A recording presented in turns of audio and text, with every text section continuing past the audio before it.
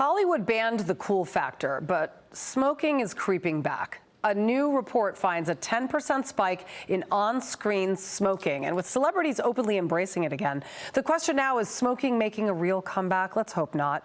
Let's ask our next guest. He is the author of the new book, The Miracles Among Us, and his new Fox op-ed tackles how faith and gratitude can heal a fractured nation.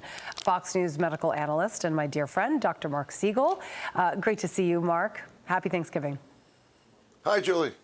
Great to see you. Happy Thanksgiving. I hope to God that smoking isn't making a comeback. I do not believe this. I believe that Hollywood's maybe trying to glorify it a bit on the big screen, but young people truly do see smoking as disgusting. Most young people that I know, anyway.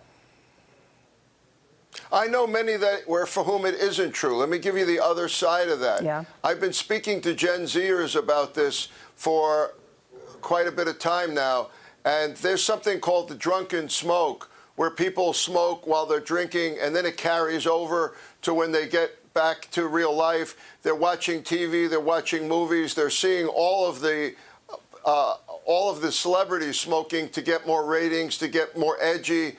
And the worst part of this is that the Gen Zers have been told by us, doctors, that vaping is unhealthy. Vaping will hurt you. Vaping is bad for you. So they're so running away from vaping, Julie, that they're running to cigarettes. And it is increasing. It went from 33% of teens smoking cigarettes in the 1970s down to 6% a couple years ago. It's now over 10%. Yeah, what they don't understand is that smoking kills you too. Have you heard of lung cancer? I can't understand how people can't figure out the fact that both vaping and cigarettes are bad for you, and going from one to the other isn't really lessening your chances of getting sick. Here's the Wall Street Journal. It's much worse. It's much worse.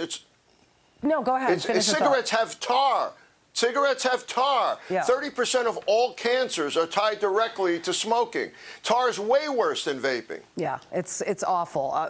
The Wall Street Journal says it plainly. I mean, obviously Hollywood is to blame for this, with more actors, pop stars, and other celebrities spotted unapologetically smoking. The cultural taboo against it shows signs of ebbing. That worries anti-smoking advocates who fear a reversal of the years-long decline in U.S. smoking rates. While U.S. smoking rates are hovering at their lowest level in decades, the Centers for Disease Control and Prevention has previously said that smoking in movies will contributes to increasing smoking rates among young people.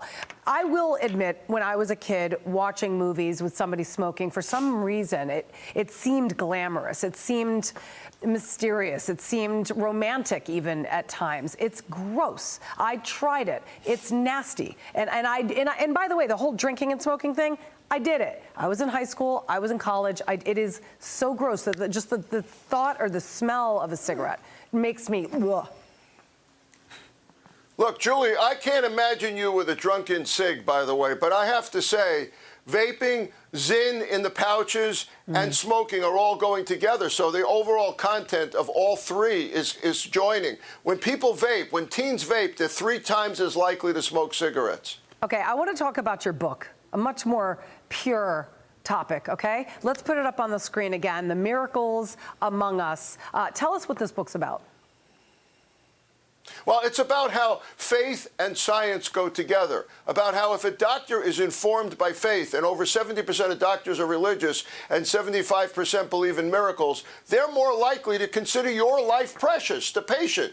They're more likely to consider that you're not just a body, you're spiritual. And we learn that in medical school when we see how complex and intricate the body is and the mind is. And all of that goes together. And the pontiff, John Paul II, spoke to Robert Redfield, our former CDC director, years and years ago, John Paul II, during the HIV epidemic, and he told him, there's a personal God. He said that you have to turn to that personal God in times of trouble. And Cardinal Dolan told me from my book that when you're suffering and when you're sick, you're closer to God. All of that is true. And what all of the chapters in my book have in common is that when people go through miracle recoveries in my book, they end up closer to God. John Smith, when he's pulled out of the ice and he ends up being saved in the hospital after 45 minutes of no pulse.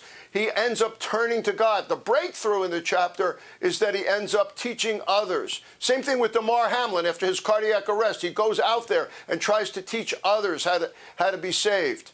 It converts people to live through medical miracles, and we all need to learn from it, especially on Thanksgiving. Thanksgiving itself is a miracle. Yeah. No, it sure is. And we all could use a miracle every once in a while. So it's a cool book.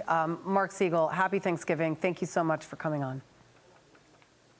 Great to be with you. Thank you, Julie. Hey, Sean Hannity here. Hey, click here to subscribe to Fox News YouTube page and catch our hottest interviews and most compelling analysis. You will not get it anywhere else.